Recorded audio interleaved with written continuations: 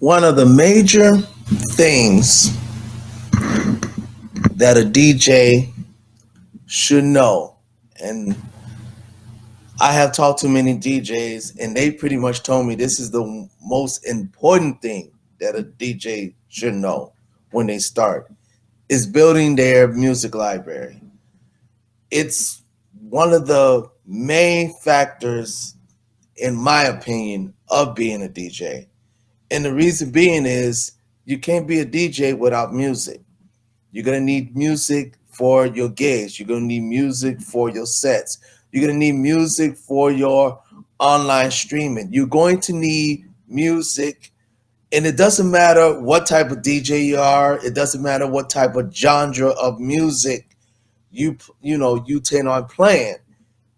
You're going to need music. And to get the music, you have to build your library. So today, I'm going to go through a few simple steps on how to build your DJ library. So without further ado, we're going to try to get into it.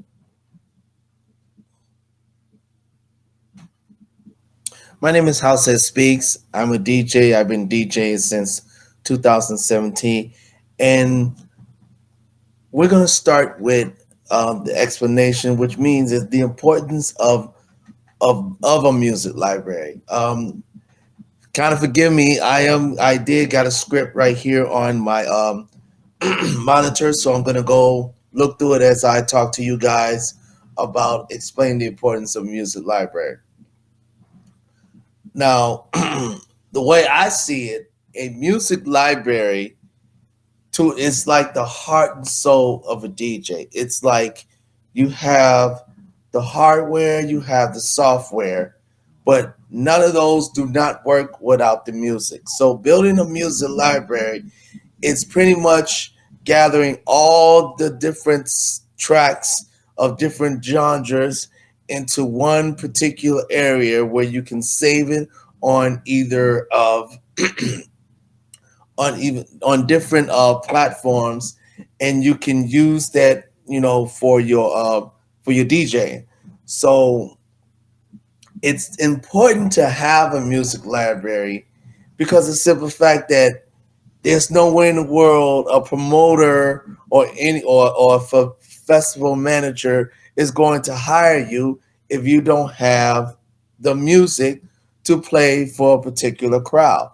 And it's not just to have the music, you need to have abundance of music, which means you need to have different types of music. I know open format DJs they deal with different genres of music, whereas your underground DJs, such as myself, we more in turn to the underground music, like like house, techno, disco. So we try to make sure we have different uh, subgenres within that main genre, so we can have enough music to play for our crowd.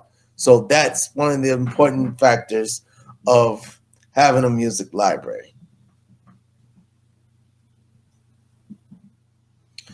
Now, when it comes to organizing your music library, again, this is another factor that every DJ has their certain way or their certain nuance to organize their library.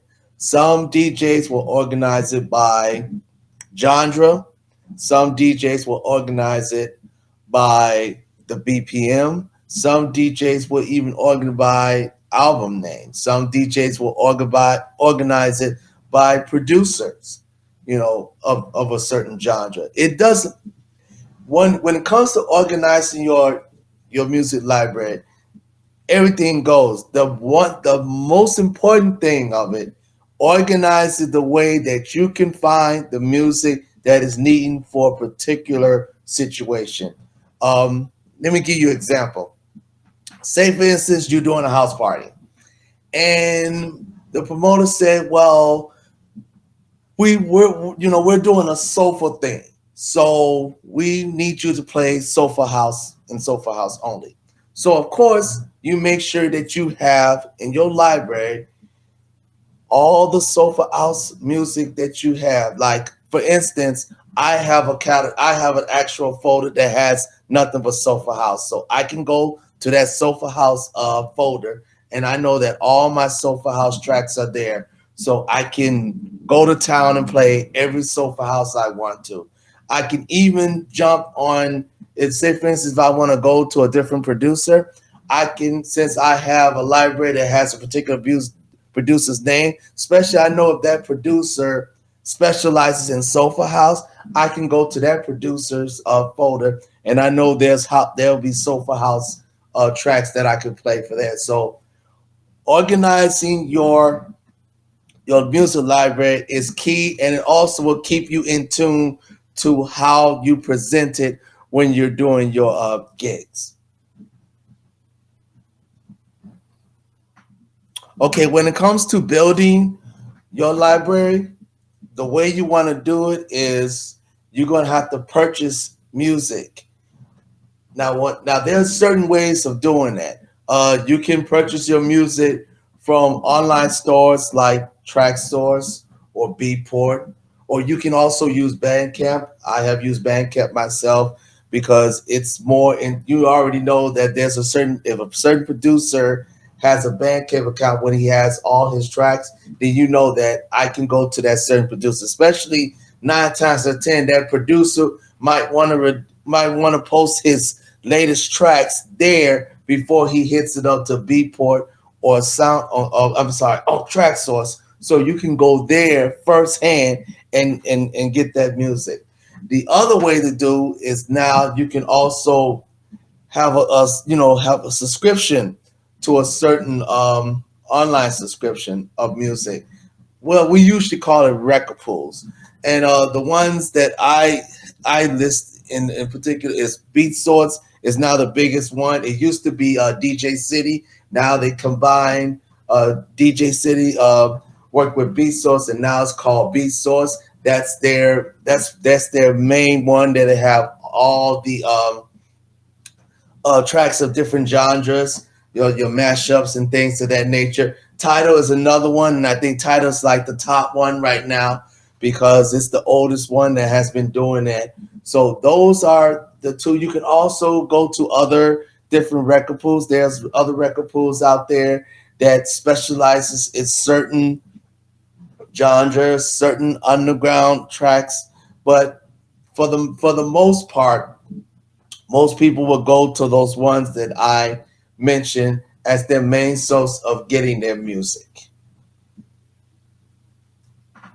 Now we're going to talk about selection. Uh, as a matter of fact, we're going to talk about creating your music library. This one deals with actually selecting the right music for a particular gig. Hold on for let me drink this water for one moment. Okay, apologize for that.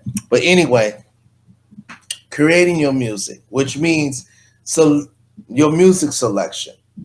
Now, this goes with any genre of music that you prefer to play. Choosing the right selection of music is important, and it also in tunes to how you present that music to a particular event or a particular crowd. Now, the way some people create their music, they will build a playlist. Some people will just, do it on the fly. Now, the way I used to use a playlist to create, whatever I'm being, being hired to play at a gig, I will create a playlist for that gig, and I'll play through the playlist.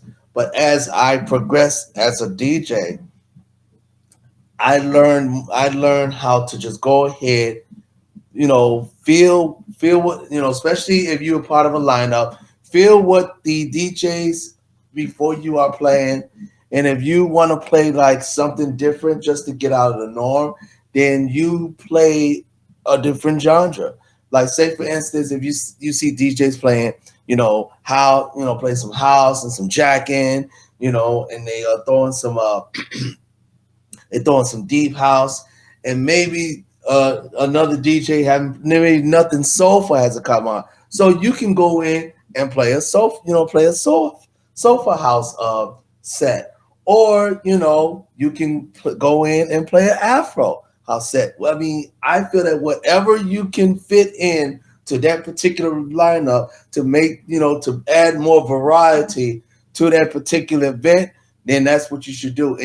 And that's why one of the best ways to do that is to go early when you go to a set. And that will give you an idea of how you want to present yourself. Now, what I will say is when you start out, yes, create a playlist first and keep doing that until you familiarize yourself with how to read a crowd, how to read a DJ that coming before you, or maybe if you open a set, then you know that you probably need to set the right tone. So, create that playlist for that. But as you get to the custom of DJing, then you probably won't need to do the playlist all the time.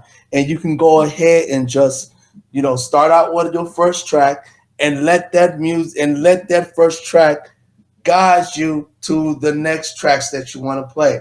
That's how I usually play. I'll play my first track and I'll let that guide me on to the other tracks that I want to play.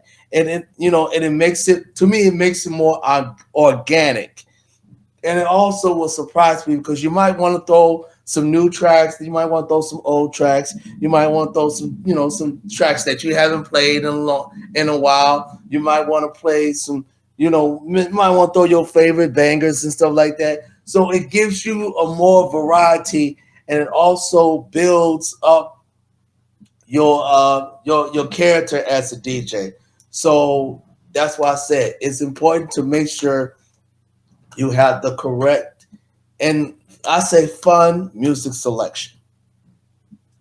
Okay, if I would have to say out of everything that I said thus far would be my top tier thing as you progress as you progress as a DJ, excuse me about that, updating your library is so damn important. And the reason why, sorry for cussing, and the reason why I say that is because there's always new producers that's coming out. There's always your favorite producers that's always coming out with new tracks. There's always some unknown DJ that's getting to producing. You might want to support his tracks. Music is always evolving, it's always changing. You might have a DJ who used to play long tracks, and now he's playing maybe, tracks that's maybe 4, 5, 6 minutes long. But you always want to update your library because you want to keep it fresh. The one thing about DJing is you don't want to be stagnant. You don't want to be one dimensional. That's why it's important to know different genres, especially if you're in underground. I play house, but I also play disco. I play new disco. I play Afro. I also play tech house and techno. And the reason why I'm learning those genres is because you never know what gigs you're gonna get. You're gonna get offered to play, and it's always good to have those particular um, those particular genres under your belt and in your library. But it's also important to keep up with those genres and make sure you have your library is fresh, because if it's not, then that means you're going to be playing the same tracks every time you play, because who knows, you might have 2 gigs over that weekend, maybe 4 gigs over that weekend. So you mean it so if you don't have enough music, especially enough updated music, that means there could be someone who went to maybe 1, 2 of your gigs, and then they go to this gig and they're like, wow, you played the same tracks that you played at the last gig that I saw you play.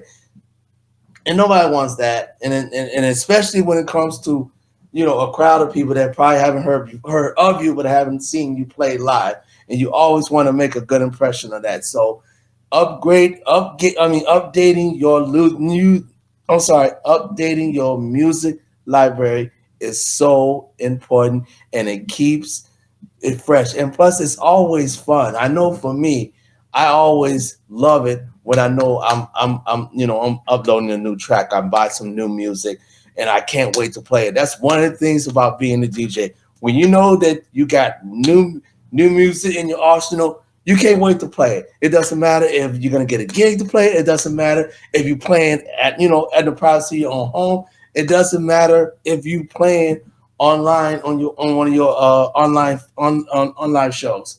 You just can't help yourself. It's new music. You want people to hear, and you got to hear yourself, so you got to play it. So yes, always, always, always update your library. Okay, let's recap what we have discussed. Okay, first we was talking about building your music library.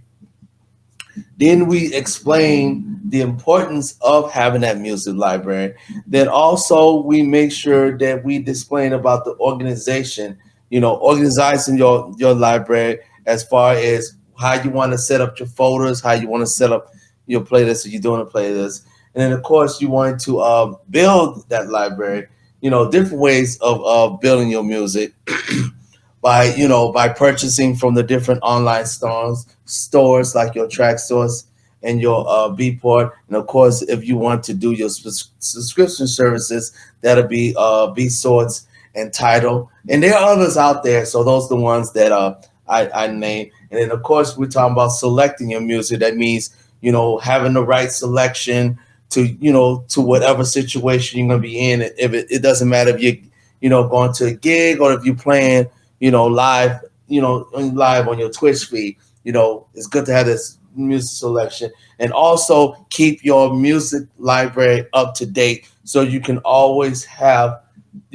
present your client with fresh new music. And also those producers will thank you for playing their new music out there, because it helps them with the circulation. So that is my recap. So I hope I was able to give you all the insights, on how to build your DJ library. So if please like, share, subscribe to my channel. I'm still trying to trying to be consistent, and I apologize for not being as consistent that I want to be, but I definitely want to get this out there. Make sure you follow me on Twitch, Facebook, Instagram, and Twitter. You can all go to Househeadspeakz on both of those. If you want to hear any of my recorded sets, I am on SoundCloud on Househeadspeakz.